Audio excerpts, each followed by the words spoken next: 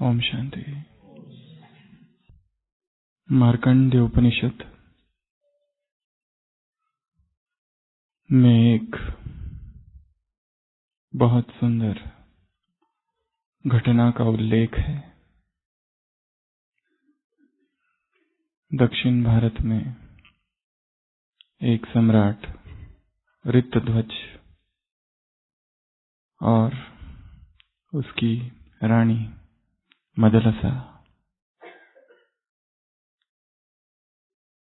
मदलसा जो है अत्यंत ज्ञानी और धार्मिक नारी है। जब उनके यहाँ पहला बच्चा जन्म लेता है विक्रांत नाम का, तो वो माता मदलसा उस बच्चे को झूले में झुलाती है और झूले में झुलाते हुए एक गीत गाती है। शुद्धोसी बुद्धोसी निरंजनोसी संसार माया परिवर्तितोसी। अर्थात तुम एक शुद्ध आत्मा हो, तुम एक बुद्ध आत्मा हो, मुक्त आत्मा हो, तुम एक निरंजन आत्मा हो, संसार के सभी बंधनों से तुम मुक्त हो। इस तरह पालने में उस बच्चे को वो लोरी सुनाती है। वह बच्चा बड़ा होता है और एक महान तपस्वी बन जाता है। संसार का परित्याग कर,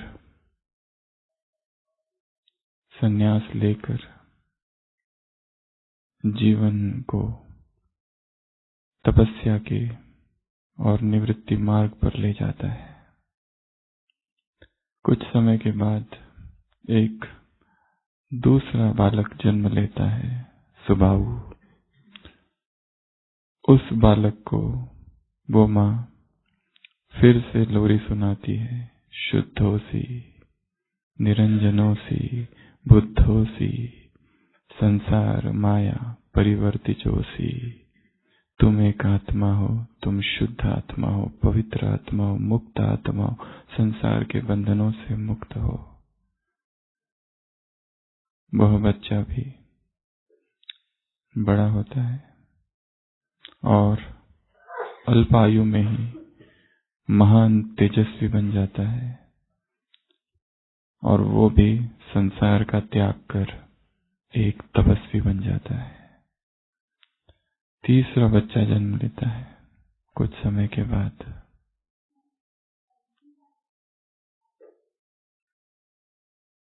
वह तीसरा बच्चा शत्रुमर्दन, उसको फिर वो माता झूले में झुलाती है। शुद्धोसी बुद्धोसी निरंजनोसी संसार माया परिवर्तितोसी।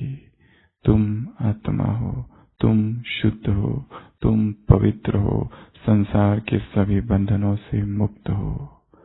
वो बच्चा बड़ा होता है, अत्यंत तेजस्वी तपस्वी बालक बनता है, क्योंकि माँ ने बचपन से ही वैसे ही संस्कार दिए थे। और वो भी संसार का त्याग कर चला जाता है।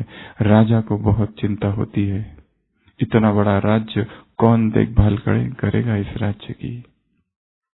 और वो मदलसा के पास आते हैं और कहते हैं कि बस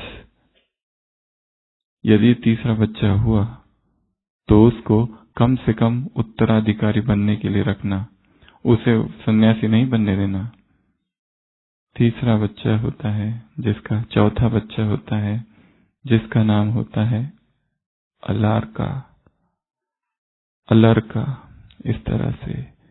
तो उस बच्चे को वो माँ राज विद्या सिखाती है। वो माँ उसे वो सारी बातें सिखाती है जो कि एक योग्य राजा में होनी चाहिए।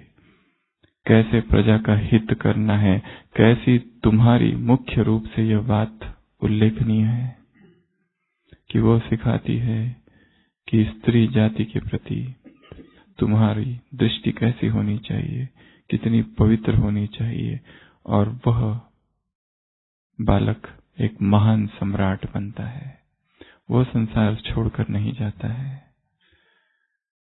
तो ये कहानी थी एक माँ की। भारत भर में और विदेश में भी क्वीन मदलसा, मदर मदलसा की ये कहानी सुनाई जाती है कि कैसे एक माँ ने अपने बच्चों की पालना की बचपन से। महाभारत में शांति पर्व में भीष्म का एक वाक्य है जहां वो कहते हैं कि 10 अध्यापकों से वह शिक्षक श्रेष्ठ है जो सत्य ज्ञान प्रदान करे। 10 शिक्षकों से एक पिता श्रेष्ठ है, और ऐसे 10 पिताओं से एक माँ श्रेष्ठ है।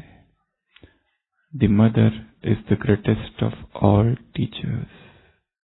एक माँ इस संसार में सबसे बड़ी गुरु शिक्षक है। आज सुबह की अव्यक्त वाणी। ब्रह्मा माँ की तुम बच्चों में क्या है? क्या है? वरदान, रूहानी ममता है। ब्रह्मा बाप की तुम बच्चों में क्या है? रूहानी ममता है। सूक्ष्म स्नेह का आह्वान करते हैं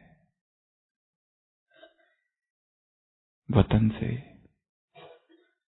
और तुम्हें ऐसी शक्तिशाली खुराक वाली चीजें खिलाते हैं। वह मदलसा अपने तीनों ही बेटों को तपस्वी बना देती है।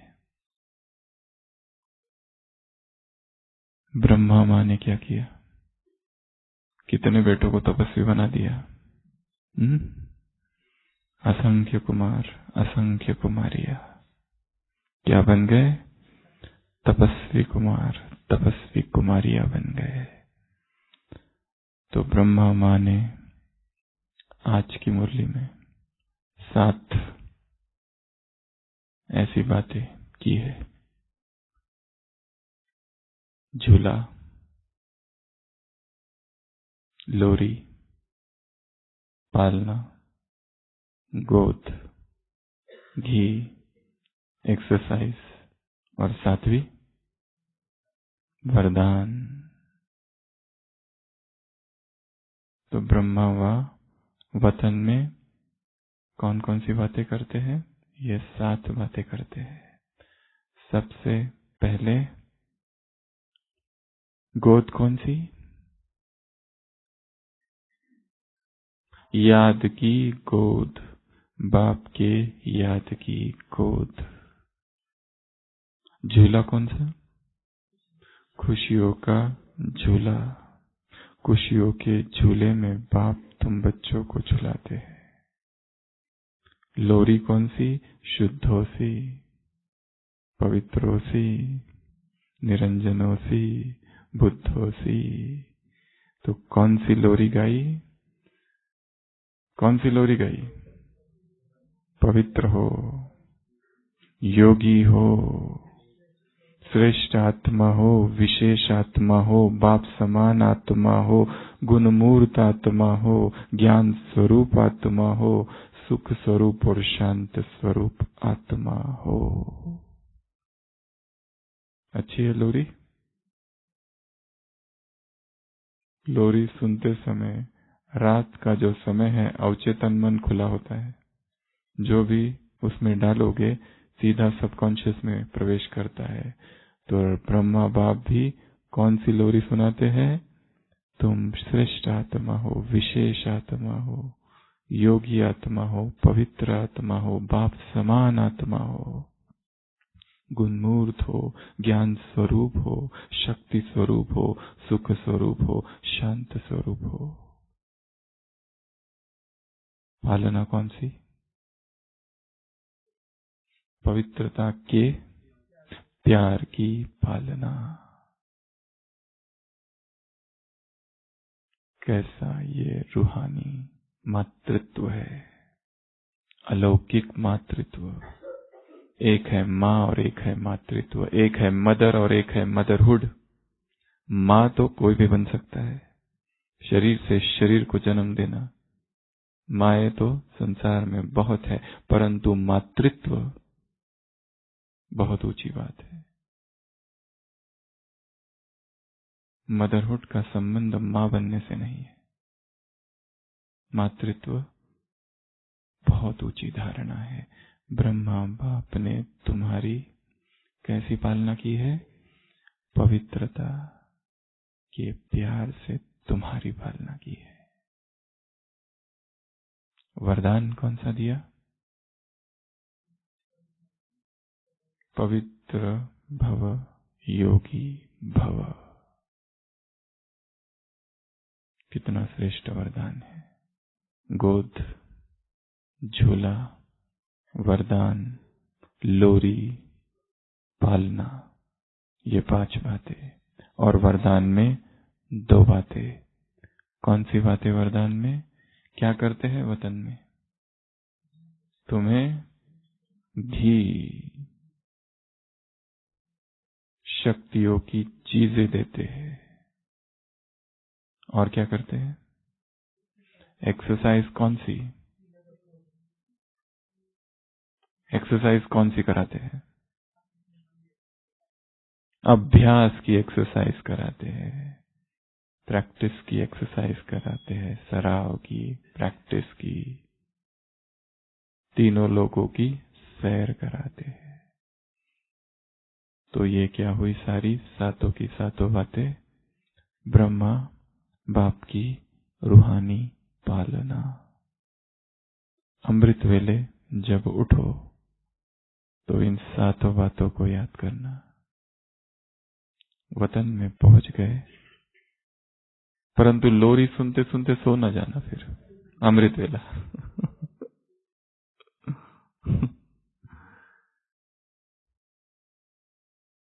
तो आज की मुरली किनके लिए है? विश्व परिवर्तक संगठन। किसके लिए है?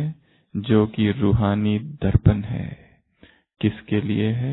रूहानी आत्मिक शक्तिशाली ग्रुप। बहुत पावरफुल मुरली है कुमारों के प्रति, सभी के लिए। तो इस मुरली से कुमारों के लिए बाबा ने जो कहा है उससे हम ऐसी 8 पावरफुल पॉइंट्स निकालेंगे और एक एक पॉइंट को स्कूल में जब कोई लड़का पढ़ता नहीं है तो कितनी बार लिखने के लिए कहते हैं? 25 किसने बोला? 50 बार। शायद इन्होंने लिखा होगा 25 बार, इसलिए याद रह गई ये बात। तो 50 बार लिखने के लिए कहा जाता है स्कूल में। बाप भी तुम्हें रोज सिखाते हैं, रोज समझाते हैं, क्योंकि पहला पाठ ही अभी कच्चा है। शुद्धोसी, बुद्धोसी, निरंजनोसी, पवित्रोसी, आत्मोसी, तुम आत्मा हो। तो इस मुरली से हम ऐसी 8 पॉइंट्स, 8 बिंदु और वो पॉइंट्स, वो धारणा के बिंदु हमारे जीवन में कैसे धारण हो, उसके लिए क्या किया जाए वो भी चिंतन करेंगे। सबसे पहली पॉइंट मुरली की शुरुआत आज बाप दादा किसको देख रहे हैं? जिन्होंने जो संसार के प्रति, संसार की आत्माओं के प्रति प्रत्यक्ष जीवन का प्रमाण, प्रैक्टिकल लाइफ एग्जाम्पल दिखाने वाली है। तो कुमार अर्थात प्रैक्टिकल जीवन का प्रमाण दिखाने वाली आत्मा, केवल कहने वाली नहीं, केवल भाषण देने वाली नहीं, परंतु प्रत्यक्ष जीवन का प्रमाण दिखाने वाली आत्मा। एक एक पॉइंट के साथ हम इतिहास का एक एक उदाहरण लेंगे। यज्ञ के सारे उदाहरण आप सभी जानते हैं, इसके लिए यज्ञ के बाहर के भी कुछ उदाहरण हैं।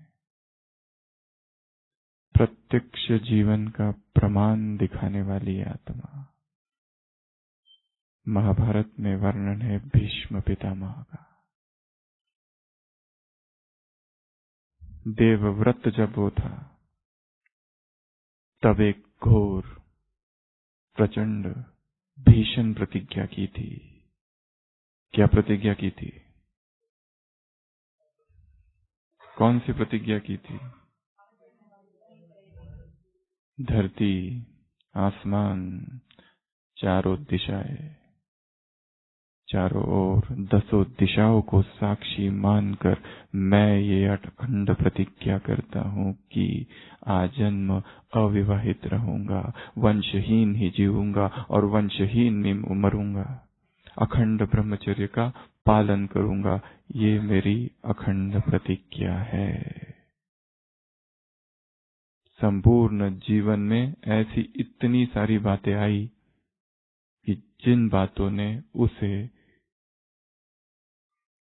मजबूर किया था कई बार प्रतिज्ञा तोड़ने के लिए। कहा जाता है महाभारत के युद्ध का एक कारण भीष्म प्रतिज्ञा भी थी, परंतु उसने वो प्रतिज्ञा कभी नहीं तोड़ी। वो एक ही काफी था युद्ध में सारी पांडव सेना के लिए। इतना उसमें बल था, वो सारा के सारा बल, वो सारी शक्ति प्यूरिटी की शक्ति थी। इसके लिए कई अव्यक्त वाणियों में आता है, कुमारों के लिए उदाहरण है भीष्म। भीष्म प्रतिज्ञा करने वाले। तो कुमारों के लिए पहली पॉइंट कौन सी है? अपने प्रत्यक्ष जीवन का प्रमाण दिखाने वाले। केवल कहने वाले नहीं, कर कर दिखाने वाले। केवल बोलने वाले नहीं।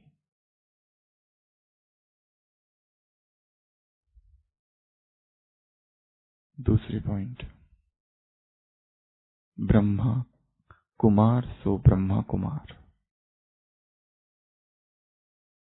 तपस्वी कुमार, राज ऋषि कुमार, त्याग से भाग्य प्राप्त करने वाले कुमार। तो सभी कौन है? कुमार से ब्रह्मा कुमार, तपस्वी कुमार। तपस्या के लिए गायन है शंकर का। भक्ति मार्ग में शरीर पर राख लगाई हुई है, एकाकी जीवन है, तपस्या में मगन है। कोई तपस्या भंग नहीं कर सकता। अगर प्रयत्न करे तो तीसरी आंख खुलकर कामदेव को भस्म कर दिया था। तो कुमार अर्थात शंकर समान तपस्वी। एक रस स्थिति, एक रस मुद्रा, संसार के प्रति विरक्ति, संसार के भोग और विलास से उदासीनता, संसार के वैभव, धन, संपत्ति, पद, प्रतिष्ठा, सब कुछ गौण है, धूल के समान है, मिट्टी के समान है। ऐसा तापसी जीवन, मन में ऐसा प्रचंड वैराग, ऐसी घनघोर तपस्वी आत्मा। तो कुमार अर्थात तपस्वी कुमार, कुमार अर्थात राज ऋषि कुमार। राज्य भी है और वैराग भी है, ऋषि भी है। चीजें हो परंतु उनके प्रति कोई लगाव ना हो, ये ऋषि का स्वभाव है। वस्तुएं है पर उपभोग की कोई चाह नहीं, ये ऋषि स्वभाव है। बाबा उदाहरण देते हैं जनक का, विदेह है।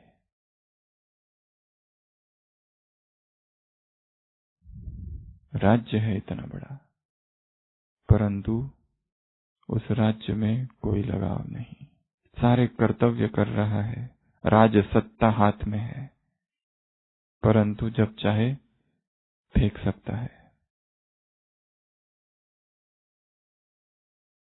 ऐसा राज ऋषि।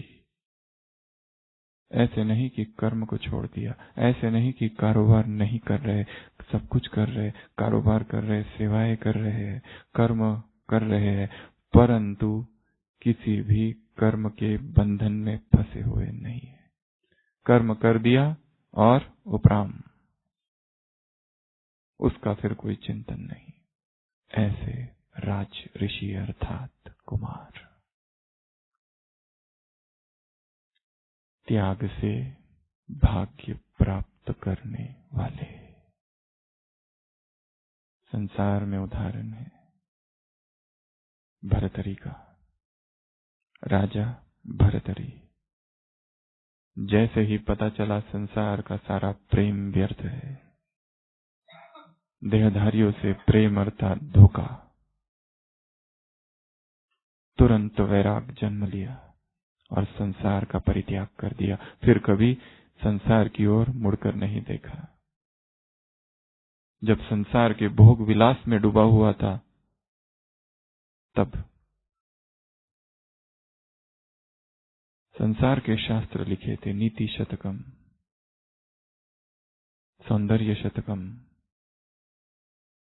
परंतु जब संसार से वैराग हुआ, तब जो कालजयी कृति लिखी वो थी वैराग शतकम, 100 वर्सेस ऑफ वैराग, जिसकी एक एक लाइन में वैराग है।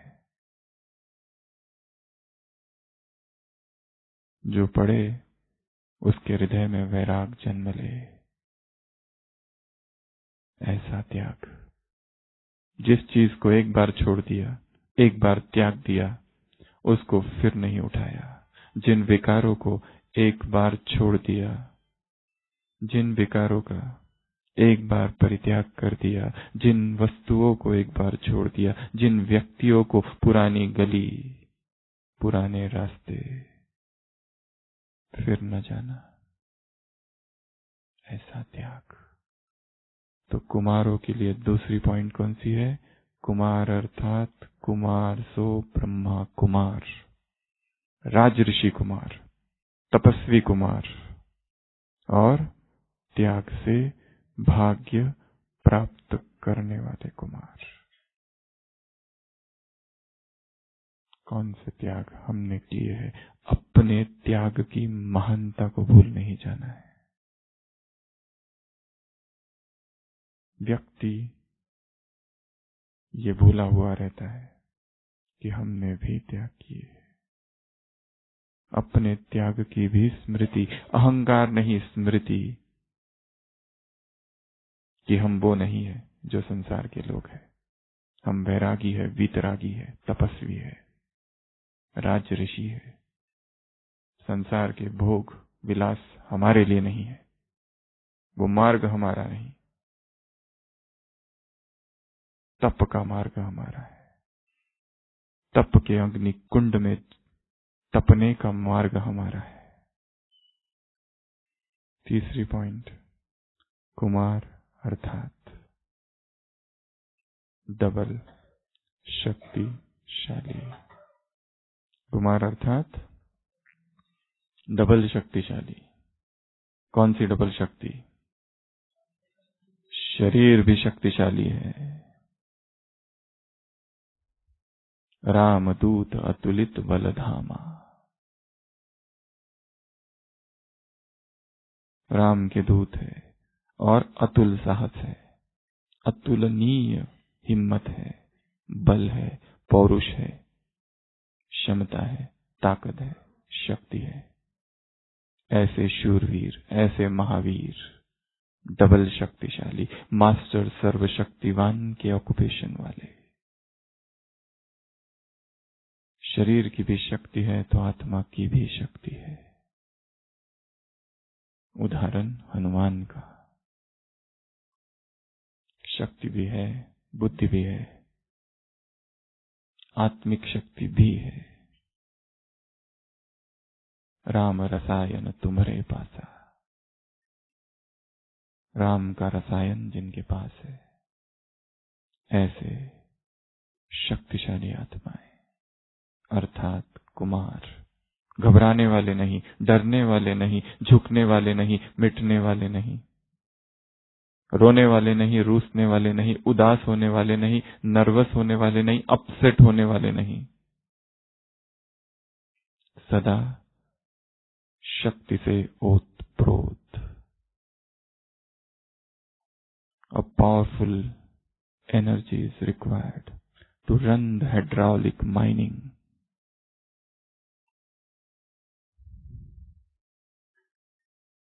ऐसी शक्ति वाले डबल शक्तिशाली कुमार। चौथा, कुमार अर्थात प्यूरिटी की पर्सनैलिटी वाले। कुमार अर्थात पवित्र कुमार। कुमार अर्थात प्यूरिटी की रॉयल्टी वाले। यदि ये प्यूरिटी की रॉयल्टी है, यदि यह पवित्रता की शक्ति है, तो कौन सी बातें हो जाएगी? 4 बातें होगी। कौन कौन सी? दूसरी आत्माएं स्वतः ही आकर्षित होगी, क्योंकि सबसे बड़ा आकर्षण पवित्रता का आकर्षण है। वो पर्सनैलिटी वाले, दैहिक पर्सनैलिटी देहभान में लाती है, रूहानी पर्सनैलिटी, रूहानी व्यक्तित्व, अलौकिक व्यक्तित्व क्या करता है? देही अभिमानी बनाए आत्माओं को बाप की तरफ आकर्षित करती है। यदि ये रॉयल्टी है तो वो रॉयल्टी नहीं देनी पड़ेगी। रॉयल्टी अर्थात दंड, रॉयल्टी अर्थात शुल्क। वो धर्मराज का शुल्क नहीं देना पड़ेगा। अगर ये रॉयल्टी है तो कहां आ जाएंगे? भविष्य में रॉयल फैमिली में आ जाएंगे। ऐसी पवित्रता की धारणा, पवित्रता ही जन्म सिद्ध अधिकार, ऐसे जन जन के अधिकारी आत्मा। प्रश्न पूछा है बाबा ने, यह स्मृति रहती है। ऐसा धधकता हुआ पवित्रता का शोला, चिंगारी हृदय में भड़कती रहे। तो कुमार अर्थात चौथी पॉइंट, प्यूरिटी की पर्सनैलिटी, प्यूरिटी की रॉयल्टी वाले, प्यूरिटी की शक्ति वाले पवित्र कुमार। यहां पर एक उदाहरण है भक्ति मार्ग का। अवधूत दत्तात्रेय 24 गुरु किए थे। उसमें से संसार के जो भी वस्तु, प्राणी, वस्तुएं या जो भी चीजें उन्होंने देखी थी, उन सबको गुरु बनाया था। राजा यदु को सुनाते हैं वो कि मेरे ये 24 गुरु हैं। उनमें से एक गुरु उनका है, एक घर पर वो जाते हैं भिक्षा मांगने के लिए, बाहर खड़े होते हैं। घर के अंदर एक कन्या है जिसके माँ बाप उसकी शादी करना चाहते हैं, और उसी दिन उसके माँ बाप वर की तलाश में कहीं गए हैं। वो कन्या अकेली घर में है और अचानक उसे देखने के लिए कुछ मेहमान आ जाते हैं। कोई माँ बाप अपने बेटे को लेकर, तो उनके लिए भोजन बनाने के लिए वो अंदर जाती है और धान कूटना चालू करती है, और उसके हाथों में चूड़ियां होती है, और जैसे वो धान कूटती है चूड़ियों की आवाज होती है। उसको लगता है ये आवाज अगर उन्होंने सुन ली तो वो सोचेंगे इनके घर में कोई नौकरानी भी नहीं है, खुद ही काम कर रही है। तो वो एक चूड़ी निकालती है, फिर कूटती है, फिर भी आवाज होती है, फिर एक हाथ की निकालती है, फिर एक हाथ की निकालती है, एक हाथ की। तो जब एक एक चूड़ी एक एक हाथ में रह जाती है तब कोई आवाज नहीं होता। दत्तात्रेय कहता है ये कन्या मेरी गुरु है। सन्यासी हमेशा एकाकी और एकांत में ही रहे, किसी का संग उसे आवश्यक नहीं है, अपने ही मन के एकांत में अपनी साधना करते रहे। ये पाठ उसने सीखा। एक दूसरा पाठ उसने सीखा एक पक्षी से। देखा कि एक शिकारी आया है, जाल बिछाया, सारे पक्षी उसमें फंस गए। एक माँ है पक्षी की, वो दूर बैठी है, उसने देखा और वो व्याकुल हो गई, विकल हृदय से वो माता भागती गई अपने बच्चे को बचाने के लिए, छोटे से पंछी को, और बचाने जाती है और खुद ही फंस जाती है। दत्तात्रेय कहता है सांसारिक आसक्ति बंधन का कारण है। इसीलिए एक वैरागी, एक तपस्वी किसी में भी आबद्ध आसक्त नहीं होता।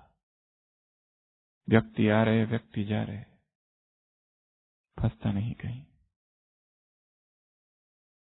ये भी उसका गुरु है। उसी तरह उसने एक तीसरा गुरु भी किया, मकड़ी। देखा ये मकड़ी ने कैसा अपने ही मुख से जाल बनाया, बनाती गई बनाती गई बनाती गई, और धीरे धीरे खुद ही उसमें फंस गई। मनुष्य भी अपने ही मन में बंधन बनाता है। बंधन किसी व्यक्ति का है नहीं, बंधन बाहर से है ही नहीं, सारे बंधन आंतरिक है, अंतरंग है, और उनको तोड़ा भी वहीं से जा सकता है। कुमार अर्थात संपूर्ण पवित्र आत्मा। किसी व्यक्ति का बंधन उसे स्वीकार नहीं, सांसारिक प्रेम उसे स्वीकार नहीं, क्योंकि जान लिया, परख लिया, समझ लिया, जांच पड़ताल कर ली, देख लिया, ये है निष्पत्ति, ये है परिणति। दुख कांटों की शैया, मुरली में ही कहीं कहा है बाबा ने, देहधारियों से प्रेम करो, क्या मिलेगा? कांटों की शैया। देहधारी के प्रेम और परमात्मा प्रेम में एक अंतर है। जब व्यक्ति किसी देहधारी से प्रेम करता है तो वह देहधारी उसकी कमजोरी बन जाता है, और जब व्यक्ति परमात्मा से प्रेम करता है तो परमात्मा उसकी शक्ति बन जाता है। तो किससे प्रेम करेंगे? एक से।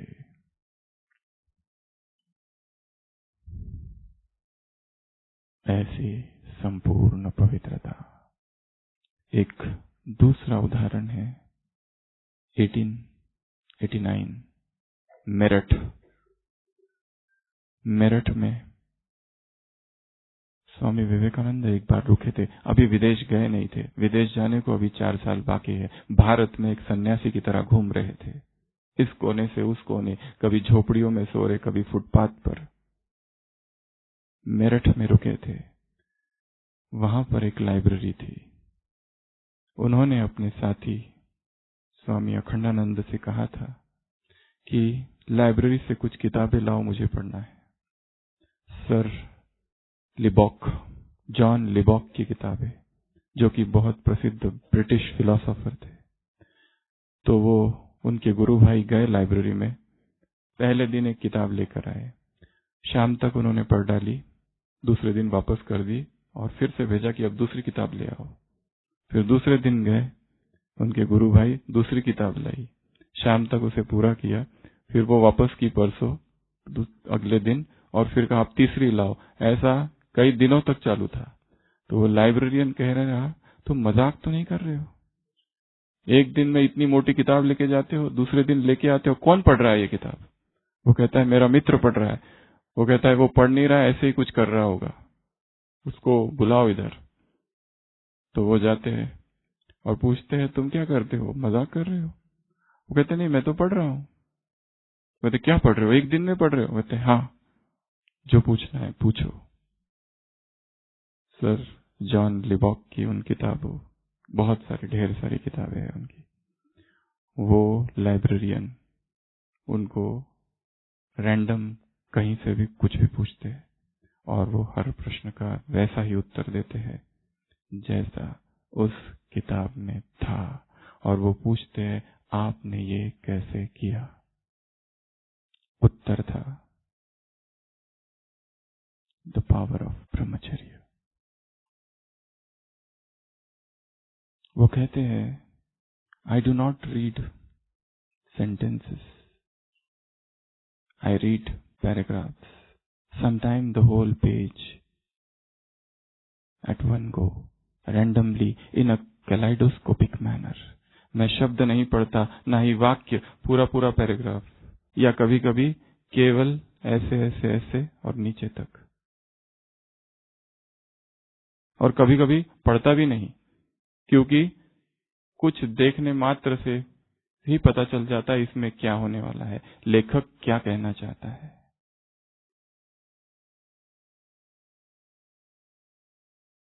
तो कुमार अर्थात संपूर्ण पवित्रता। संपूर्ण पवित्रता व्यक्ति की स्मृति शक्ति, मेमोरी पावर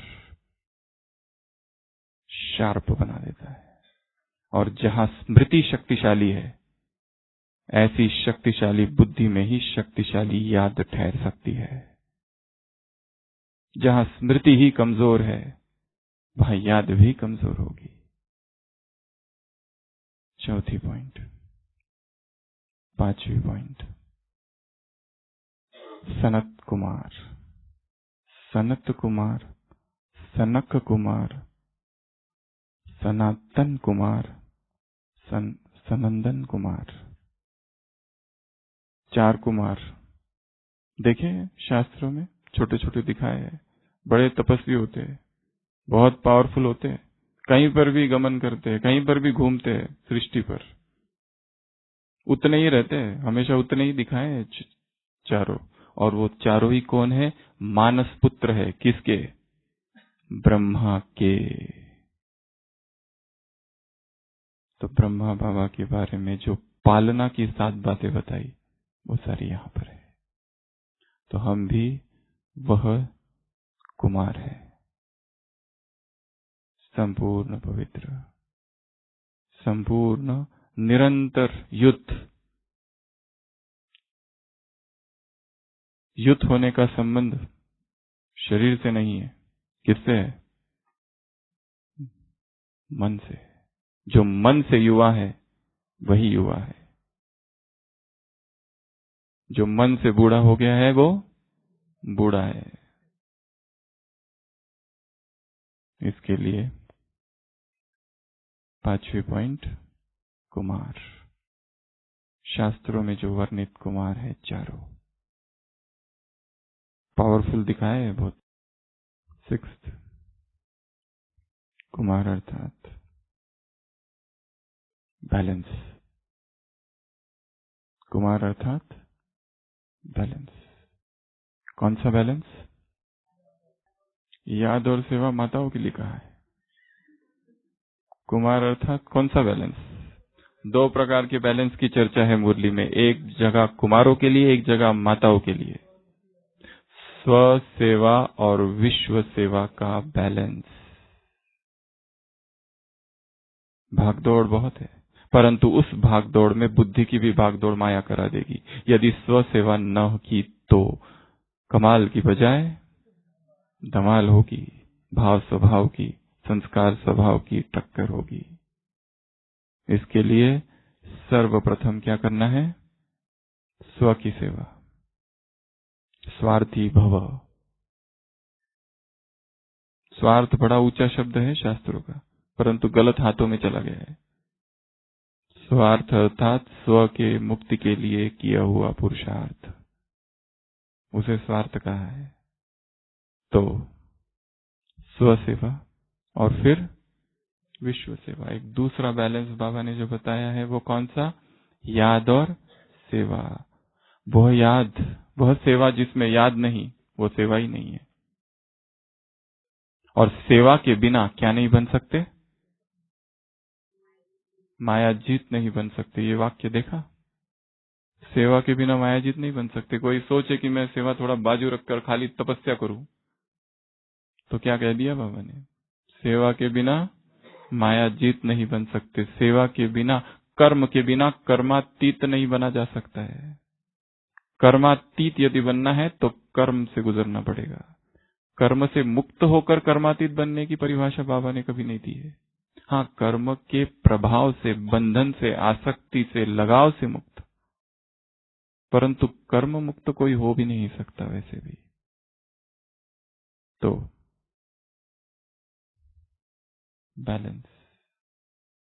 बैलेंस से ब्लेसिंग मिलेगी। स्व उन्नति और फिर विश्व उन्नति। स्व उन्नति का संबंध याद से है और विश्व की सेवा का संबंध सेवा। तो कुमार अर्थात बैलेंस। यहां एक इतिहास का उदाहरण है। आदि शंकराचार्य 8 साल की उम्र में घर का त्याग कर निकल गया। भारत भ्रमण किया। गुरु मिले उधर उत्तर भारत में। 32 साल की आयु में शरीर छोड़ दिया। इतने अल्पायु में सारे भारत का भ्रमण, उसमें अपनी वैयक्तिक साधना भी चालू थी और प्रवचन, वार्तालाप, डिबेट, शास्त्रार्थ सब कुछ चालू था। बाहर भी सब चालू था, अंदर भी सब चालू था। हिंदू धर्म जो बौद्ध धर्म के प्रभाव में आकर खंड खंड हो गया था, बिखर गया था, टूट गया था, नष्ट होने जा रहा था, ऐसे हिंदुत्व का फिर से रिवाइवल, पुनर्जागरण करने वाला आदि शंकराचार्य।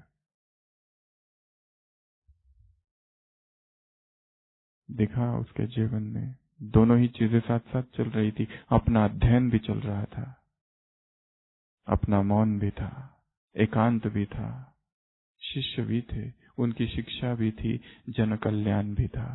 ये भी और वो भी, दोनों चालू था। और कितनी कम आयु में, क्योंकि अध्यात्म का पुरुषार्थ 8 साल की उम्र से ही चालू कर दिया था। तब तक तो सब कुछ जान चुका था। हमने कब चालू किया है पुरुषार्थ? ये अभी बाकी है, ये अभी चालू ही करना बाकी है, अभी डेट ही फिक्स नहीं की है। 32 साल में काम पूरा होके निकल गया।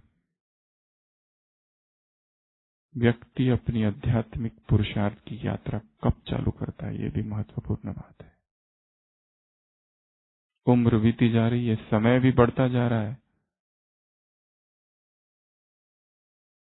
और हम पीछे।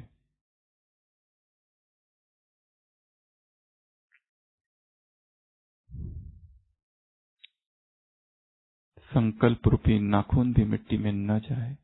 तुम मिट्टी पोंछते रहोगे और साजन पहुंच जाएंगे। एक अव्यक्त वाणी में बाबा ने क्या है कहा है? तुम मिट्टी ही पोंछते रहोगे और उधर साजन पहुंच जाएंगे। तो बैलेंस।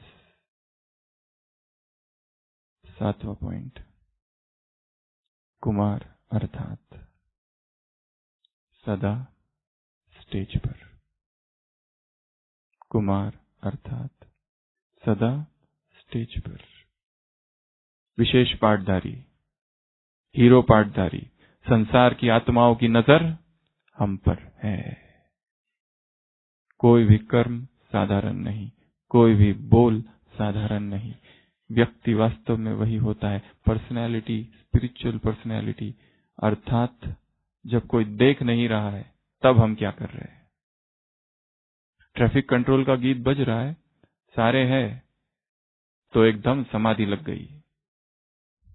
कोई हिला है तो भी नहीं हिल रहा है, गीत पूरा हुआ तो भी ध्यान मग्न है।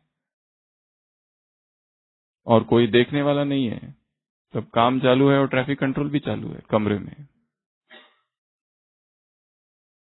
मंदिरों में देखा होगा ना, पुजारी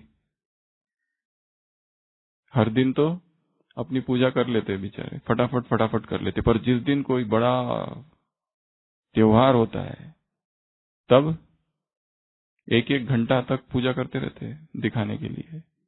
किसी किसी को तो ऐसी समाधि और ऐसे आंसू आने लगते हैं परमात्मा प्रेम में कि बात मत पूछो,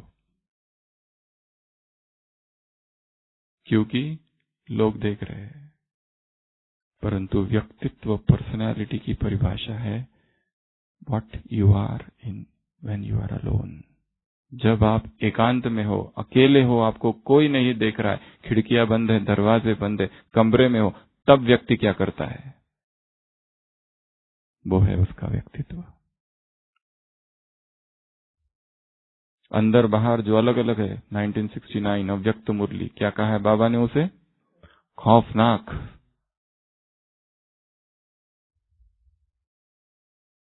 अंदर और बाहर अलग अलग। तो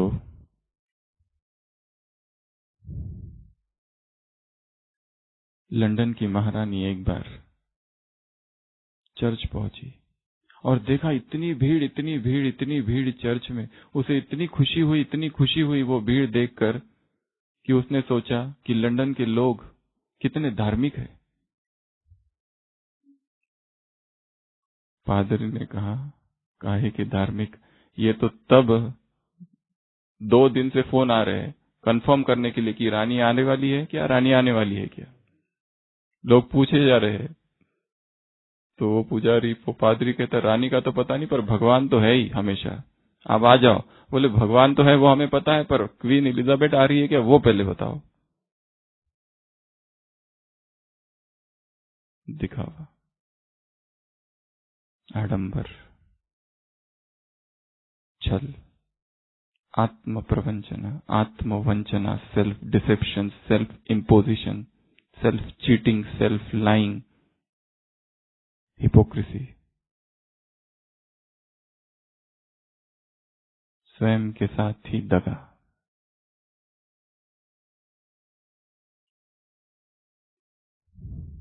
हम कहां पर है? स्टेज पर। संसार देख रहा है, भगवान देख रहा है। उदाहरण एक है श्री कृष्ण का महाभारत में। जो कुछ वो कर रहा है, एक एक कर्म उसका कैसा है। हीरो एक्टर है, निर्णायक है, उसके हर कर्म, उसके हर संकल्प दिशा मोड़ने वाली है कहानी के।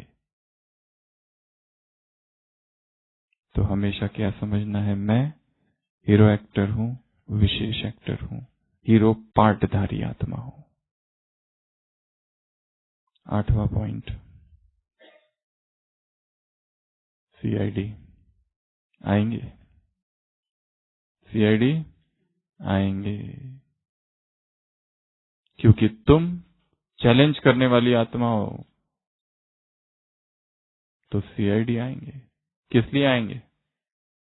चेकिंग करने के लिए। बस ऐसे ही डींगे हाँक रहे हो कि मैं विकारो जीत हूं, माया जीत हूं, क्रोध को हमने जीत लिया है, काम को हमने जीत लिया है। परीक्षा होगी, acid test, litmus test of purity. परखे जाओगे रग रग में कितना समाया है ज्ञान, उसकी जांच पड़ताल होगी, चेकिंग होगी आत्माओं के द्वारा। शुकदेव था व्यास का बेटा, बहुत बड़ा तपस्वी, पवित्र ब्रह्मचारी। उसने कहा मुझे ये सब शिक्षाओं की आवश्यकता नहीं, मैं तो अकेला भी रह सकता हूं, कोई चिंता नहीं है मुझे, क्योंकि अभी मैं संपूर्ण मायाजीत, विकारोजीत, संपूर्ण ब्रह्मचर्य में स्थित हूं, मुझे किसी का कोई आकर्षण नहीं है। तो व्यास कहते हैं अच्छा ठीक है, चलो देखते हैं। वो कहते हैं मैं 3 मास के लिए थोड़ा बाहर जा रहा हूँ तीर्थ यात्रा के लिए, तुम संभाल लेना सब कुछ। वो कहता है आप चिंता ही मत करो, मैं सब देख लूंगा। और वो चले जाते हैं। तो शुकदेव तपस्वी तपस्या में रत। एक दिन रात होती है, बारिश होने लगती है। तो वहां पर एक माता उसकी कुटिया के बाहर कहीं से आ जाती है और बारिश होने लगती है और भीग जाती है। तो वो ठंड बहुत होती है, वो थोड़ी सी उसको ठंड ज्यादा लगने लगती है। तो ये तपस्या अंदर कुटिया में बैठ के करता है। तो वो एकदम उसका ध्यान जाता है, ये आवाज कहाँ से आ रही है। बाहर देखता है तो एक माता है, संत हृदय नवनीत समाना, मक्खन जैसा हृदय होता है योगियों का। तो हृदय द्रवित होता है, रहम आ जाता है। उसको कहता है कि माता आप थोड़ी यहाँ आ जाओ, तो कुटिया के पास, ताकि बारिश से बच जाओ। फिर से वो अंदर जाके बैठ जाता है तपस्या करने। तो वो माता फिर उसको बारिश तो नहीं पर ठंड ज्यादा लगने लगती है। तो फिर वो उसको कहता है आप थोड़ा कुटिया के अंदर ही आ जाओ अब। और फिर उसको कपड़े उसके भीगे होते हैं, तो वो कहता है कि मेरे कपड़े आप ले लो थोड़ा सा ओढ़ने के लिए। और फिर तपस्या करने लगता है। तो फिर बीच बीच में उसकी आंखें भी खुलती है, क्योंकि बाजू में ही बैठी है। तो फिर वो थोड़ा उससे बात करना चालू करता है, कहाँ से हो, क्या हो। फिर थोड़ा और समीप जाके बैठता है, वार्तालाप चालू होती है। और फिर वो अपनी दुखद कहानी सुनाती है। तो वो कहता है कोई चिंता नहीं करो, मैं आपके साथ हूँ। और उसका हाथ अपने हाथ में ले लेता है और व्यास प्रकट होते हैं। बोलते हैं क्यों बच्चू, क्या हुआ? तो सीआईडी परीक्षक, इंस्पेक्टर, विजिलेंस ऑफिसर आएंगे, परीक्षा होगी, एक एक विकार की परीक्षा होगी, इसके लिए जड़ से नष्ट करो। तो ये टोटल कितनी पॉइंट्स थी? 8। और कुछ जनरल पॉइंट्स थी, जैसे कि तुम सब विश्व परिवर्तन संगठन हो, रूहानी दर्पण हो, आत्मिक शक्तिशाली स्पिरिचुअल रूहानी ग्रुप हो, बाप को प्रत्यक्ष करने वाले हो, चित्र और चरित्र से बाप को प्रत्यक्ष करने वाले हो। तो पहली पॉइंट थी, एक बार रिवाइज करेंगे और उसके बाद एक योग की ड्रिल करेंगे। पहली पॉइंट कुमार अर्थात प्रैक्टिकल जीवन का प्रमाण देने वाले। दूसरी पॉइंट कुमार अर्थात तपस्वी कुमार, राजऋषि कुमार, त्याग से भाग्य प्राप्त करने वाले कुमार। तीसरी पॉइंट डबल शक्तिशाली कुमार। चौथी पॉइंट संपूर्ण पवित्र प्यूरिटी की पर्सनैलिटी वाले कुमार। छठवीं पॉइंट ब्रह्मा बाप की पालना में पलने वाले कुमार, सनत कुमार, जो 4 कुमार बताए हैं।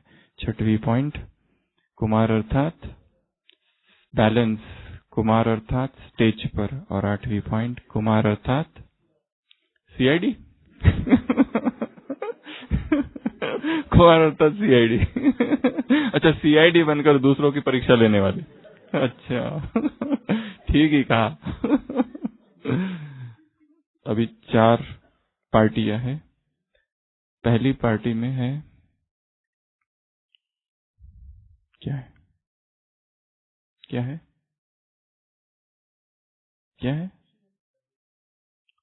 रास्ता। पहली पार्टी में है रास्ता, दूसरी पार्टी में है झूला, तीसरी पार्टी में है खजाना और चौथी पार्टी में है कमल। ये 4 पॉइंट है। इसके आधार पर हम एक छोटी सी ड्रिल करेंगे। सभी योग युक्त होकर बैठेंगे। 4 बातें। सबसे पहले रास्ता, एक ही रास्ता बाप की याद का। दूसरा झूला, जिसमें 2 रस्सियां है, याद और सेवा की, दोनों टाइट चाहिए, एक भी कम हुआ तो नीचे गिरोगे। तीसरा है खजाना, खुशी का, जो तुम्हें देते रहना है। और चौथी पॉइंट है कमल, कमल समान न्यारे रहना है। तो चले। स्थूल देह में बहता हुआ चैतन्य प्रवाह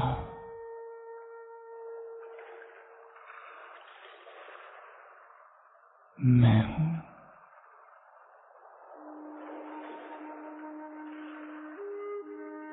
चेतना की वह शक्तिशाली तरंग मैं हूं। भ्रुकुटी तख्त पर विराजमान मैं एक चैतन्य आत्मा हूं।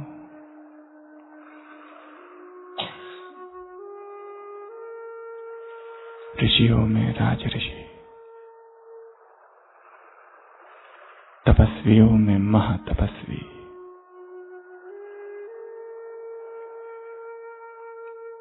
संपूर्ण पवित्र मैं प्योरिटी की पर्सनालिटी वाली श्रेष्ठ आत्मा हूं।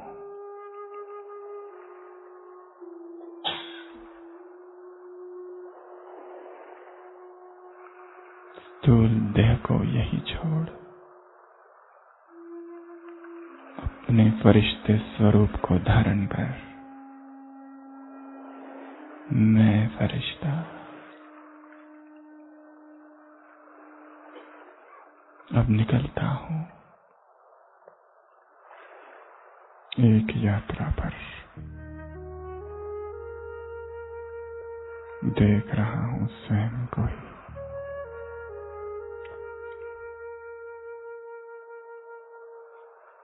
मैं फरिश्ता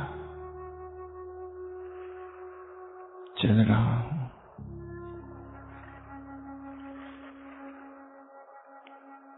एक ही रास्ता है, एक ही बाप की याद मैं डबल लाइट फरिश्ता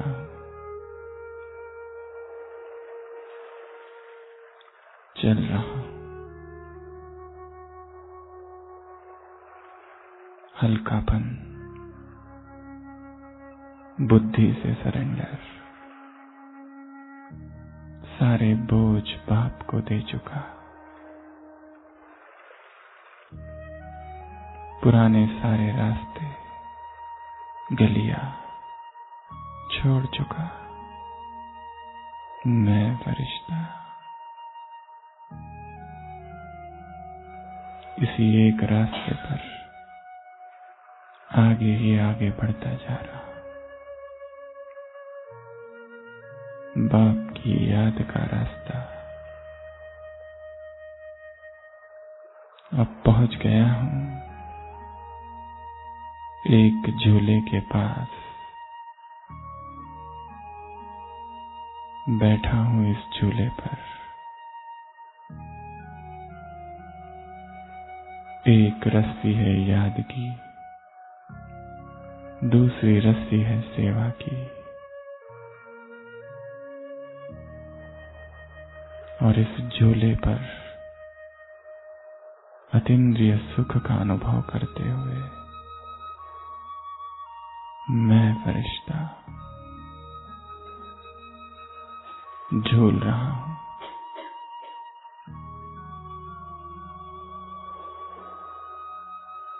कितना सुंदर दृश्य है यह।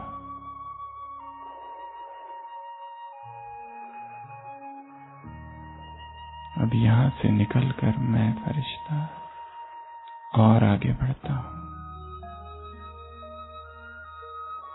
देखता हूं एक विशाल खजानों की खान मेरे सामने है। खुशी का खजाना,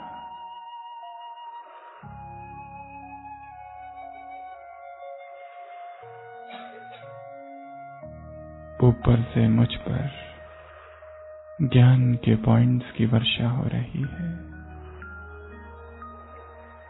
एक एक पॉइंट में नवीनता,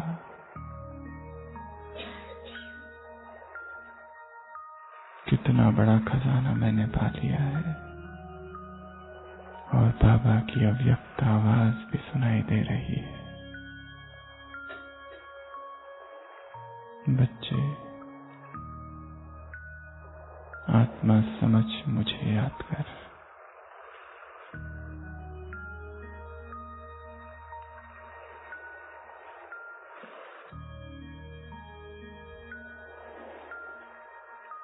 अब यहां से मैं और आगे निकलता हूं।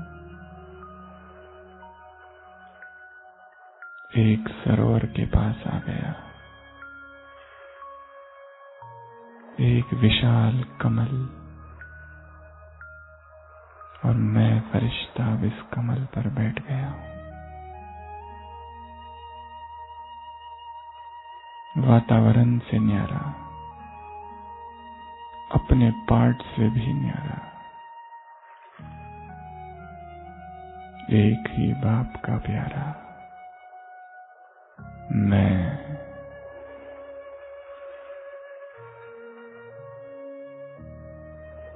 एक न्यारा और प्यारा फरिश्ता हूं।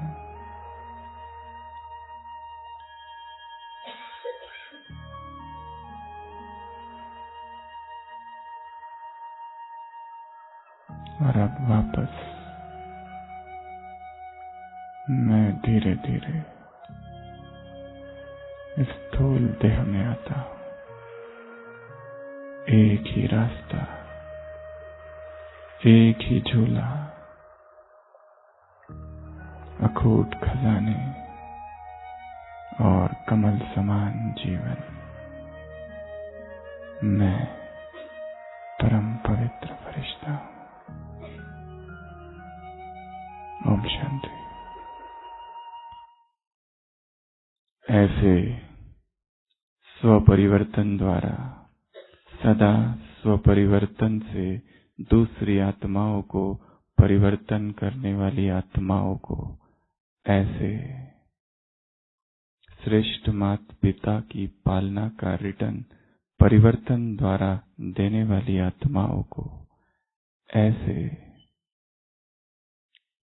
प्यूरिटी की पर्सनैलिटी वाली आत्माओं के द्वारा दूसरी आत्माओं को भी बाप की तरफ आकर्षित करने वाली आत्माओं को, ऐसे अविनाशी ऑक्युपेशन वाली आत्माओं को बाप दादा का याद प्यार, गुड नाइट और नमस्ते।